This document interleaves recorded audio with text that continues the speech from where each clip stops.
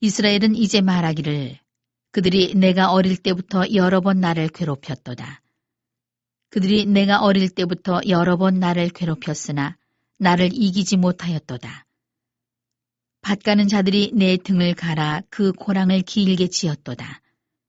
여호와께서는 의로우사 악인들의 줄을 끊으셨도다.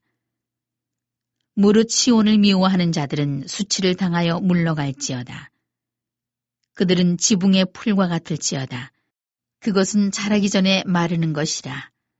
이런 것은 베는 자의 손과 묶는 자의 품에 차지 아니하나니 지나가는 자들도 여호와의 복이 너희에게 있을지어다 하거나 우리가 여호와의 이름으로 너희에게 축복한다 하지 아니하느니라. 안녕하세요. 오늘 저희와 함께 좀 깊이 들여다볼 자료는요. 허남진 목사님의 설교 발췌문입니다. 고난 속 이스라엘의 승리 비결. 네, 이게 시편 129편을 중심으로 해서 그 이스라엘 민족의 고난의 역사, 그리고 그걸 또 신앙적으로 어떻게 해석하는지 이걸 다루고 있거든요. 맞습니다.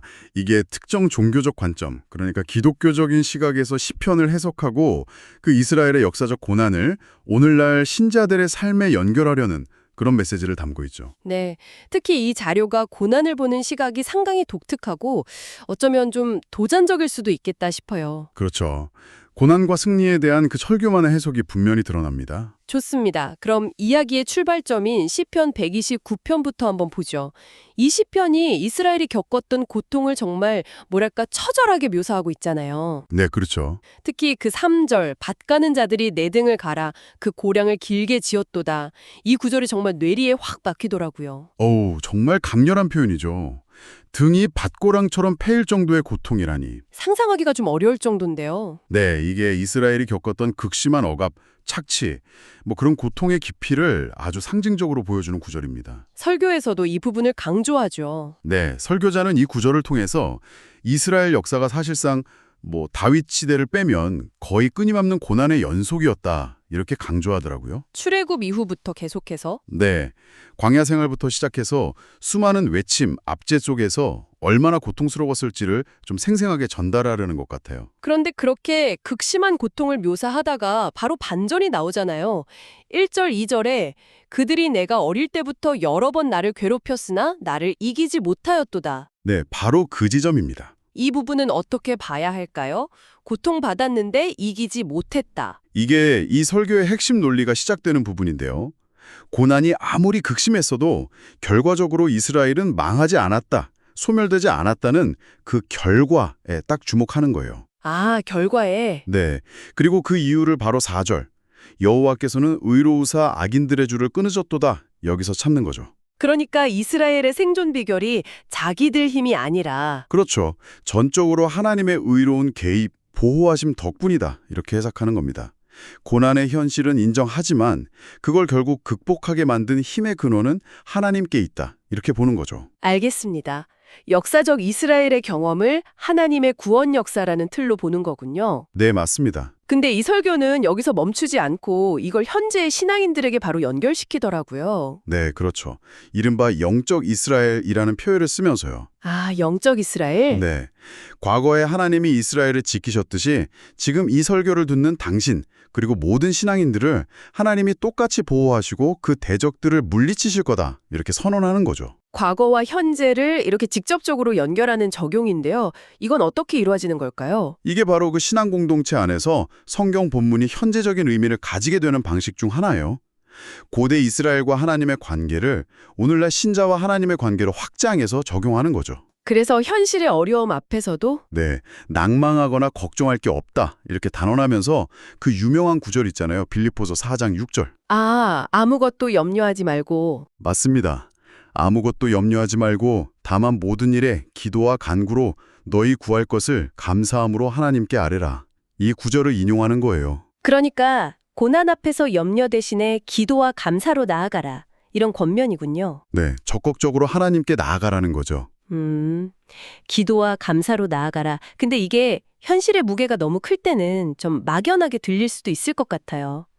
그냥 기도만 하면 다 해결된다, 이런 뜻은 아닐 텐데. 정말 중요한 지적이세요. 이 설교는 그 부분을 어떻게 설명하나요? 설교제도 그 점을 의식하는 것 같아요.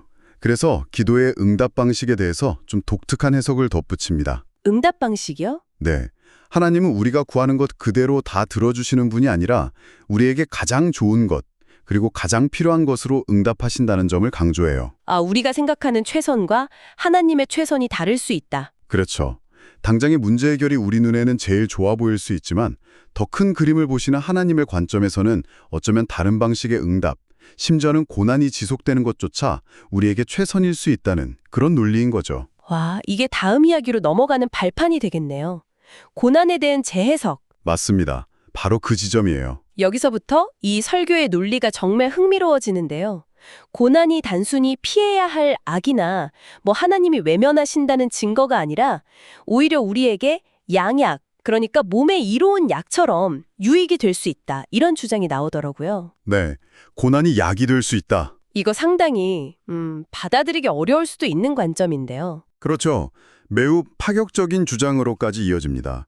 이 설교가 한 걸음 더 나아가서 그 북한 지하교회 성도들 사례를 들거든요. 아, 북한 지하교회요? 네, 상상하기 힘든 그런 박해 속에서도 신앙을 지키는 그분들의 삶이 오히려 상대적으로 자유롭고 안락한 환경에 있는 남한 성도들의 신앙생활보다 더 복되다고까지 말해요. 더 복되다고요?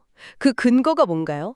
근거는 그분들의 믿음이 아주 혹독한 시련이라는 용광로를 통과하면서 검증된 진짜 믿음이기 때문이라는 겁니다. 아, 시련을 통해 검증되었기 때문에 더 가치가 있다. 네, 그런 논리예요. 그래서 그들이 겪는 그 참혹한 고난 자체가 역설적으로 축복이 된다는 결론으로 가는 거죠. 고난이 축복이다. 네, 설교자는 주저하지 않고 저들에게 고난은 축복입니다 라고 아주 명확하게 선언을 합니다. 와, 그리고 이 논리가 자연스럽게 이제 설교를 듣는 당신에게로 확장이 되는 거예요. 우리에게로요. 네, 우리도 대한민국에서는 또 믿지 않는 자들보다 또 믿음이 연약한 자들보다 나름 고난을 받고 있죠. 그 고난이 축복인 것입니다. 이렇게 말하거든요. 그러니까 당신이 지금 겪고 있는 삶의 어려움, 그게 객관적으로는 북한 성도들에 비할 바가 아니더라도 신앙을 단련시킨다는 점에서는 똑같이 축복일 수 있다. 바로 그겁니다.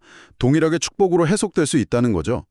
이건 우리가 보통 생각하는 고난과 축복의 개념에 정말 정면으로 도전하는 해석이고 깊은 생각을 요구하죠. 네, 그렇죠. 물론 다시 한번 강조하지만 이건 어디까지나 이 설교문이라는 특정 자료가 제시하는 그들만의 독특한 신학적인 관점이라는 걸 이해하는 게 중요합니다. 네, 알겠습니다. 고난이 축복일 수 있다는 관점, 확실히 많은 생각을 하게 만드네요.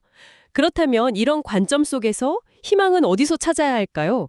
고난이 축복이면 그냥 참고 견디기만 해야 하는 건지. 아니요, 그렇지는 않고요. 이 설교는 희망의 근거를 두 가지 차원에서 제시합니다. 두 가지요? 네. 첫째는 미래적인 차원이에요. 현재 겪는 이 고난이 영원하지 않다는 점을 분명히 해요. 언젠가는 끝이 온다. 그렇죠. 이 고난도 분명히 마칠 날이 있고 우리도 이 땅의 삶을 마무리할 때가 있다는 사실을 상기시키면서 모든 고통이 사라질 영원한 하나님 나라에 대한 소망을 강조합니다. 아, 종말론적인 희망이군요. 네. 그리고 또 악의 세력, 그거 설교 표현대로라면 우리를 조롱하고 하나님을 저주하는 자들, 악한 원수 마귀는 결국 하나님의 최종 심판을 받아서 무저갱으로 지옥으로 떨어질 것이라는 그 약속이 현재의 고난을 견디게 하는 강력한 위로이자 희망이 된다고 설명해요. 미래에 있을 궁극적인 승리와 정의의 실현. 네. 근데 그게 전부는 아니에요. 두 번째 희망의 근거는 바로 현재적 차원에 있습니다. 현재요? 지금 이 순간에도 희망이 있다는 건가요? 네, 그렇습니다. 희망이 먼 미래에만 있는 게 아니라 이 고난을 통과하는 바로 지금 여기에도 존재한다. 이 점을 강조해요. 그걸 어떻게 설명하죠? 예레미야 선지자 이야기를 예로 들어요. 바벨론의 포로로 잡혀가서 정말 절망적인 상황에 놓인 유대인들에게 하나님이 예레미야를 통해 아주 뜻밖의 메시지를 전하게 하셨잖아요. 아, 네, 기억나요. 그 포로지인 바벨론 땅에서 집도 짓고 시집도 가고 장가도 가고 농사도 짓고 열심히 행복하게 살아라 이렇게 명하셨다는 거예요. 포로 생활 중인데 일상을 살아가라. 네, 이게 고난의 현실을 외면하거나 도피하라는 게 아니라 그 고통스러운 현실 속에서도 하나님이 함께 하신다는 믿음으로 일상을 영위하고 삶을 가꾸어 나가라. 즉, 현재 속에서의 동행과 희망을 말하는 걸로 해석하는 거죠. 아, 그러니까 절망적인 상황 속에서도 삶을 포기하지 않고 오히려 그 안에서 일상을 살아가려는 노력 자체가 하나님과의 동행을 믿는 희망의 표현이다. 이런 의미군요. 바로 그 점입니다. 아주 정확히 보셨어요. 성경에 나오는 다윗이나 욥, 다니엘 같은 인물들의 삶도 마찬가지였다고 설교는 덧붙입니다. 그들도 고난이 많았죠? 네, 그들의 삶 역시 결코 순탄치 않았지만 그 고난의 여정 속에서도 하나님과 동행하면서 영적인 싸움, 또 현실적인 어려움들을 헤쳐나가서 결국 승리했다, 이렇게 이야기하는 거죠. 결국 이 모든 과거 이야기와 해석들이 오늘날 어려움 속에 있는 우리, 당신에게로 향하는 거네요. 네, 맞습니다. 현재 겪고 있는 고통 속에서도 절망하지 마라. 하나님이 당신과 함께 하신다는 믿음 안에서 소망을 발견하고 살아가라. 그리고 마침내 승리하게 될 것이다. 이런 격려와 축복의 메시지로 마무리되는 겁니다. 네, 오늘 허남지 목사님의 설교 발췌문을 통해서 시편 129편에 담긴 이스라엘의 그 깊은 고난과 또 그 속에서의 생존, 그리고 이걸 현대 신앙인의 삶에 적용하는 상당히 흥미롭고 어쩌면 좀 도전적인 해석을 함께 따라가 봤습니다. 네, 핵심을 다시 정리해보면 이스라엘의 생존은 그들의 힘이 아니라 하나님의 도우심 덕분이었다는 것, 그리고 이 원리가 오늘날 신앙인에게도 똑같이 적용된다는 점, 그렇죠. 더 나아가서 고난이나 역경조차 신앙을 성숙시키는 양약 또는 심지어 축복으로까지 재해석될 수 있다는 상당히 파격적인 주장이 있었고요. 네, 그 부분이 특히 인상적이죠. 그리고 희망은 고난의 끝에 대한 약속뿐만 아니라 고난의 과정 중에도 함께 하시는 하나님, 그리고 최종적인 승리에 있다는 그런 메시지였습니다. 그랬습니다. 여러 지점들 중에서 특히 그 시련을 통한 검증된 믿음을 강조하면서 극심한 고난마저 축복이라고 규정하는 해석은 아마 듣는 분들로 하여금 자신의 경험이나 신념 체계를 좀 돌아보게 만들 가능성이 높다고 생각해요. 네, 저도 그럴 것 같습니다. 이 설교가 제시하는 고난은 축복이라는 어떻게 보면 좀 극단적일 수 있는 관점이 당신이 개인적으로 겪고 있는 어려움이나 삶의 무게를 어떻게 만나거나 혹은 어떻게 충돌하는지 한번 잠시 생각해 보시면 어떨까요? 네. 어쩌면 당신에게 고난이란 과연 무엇이고 또 그 안에서 희망을 어떻게 발견할 수 있을지에 대한 좀 더 근본적인 질문을 던져보는 계기가 될 수도 있을 것 같습니다.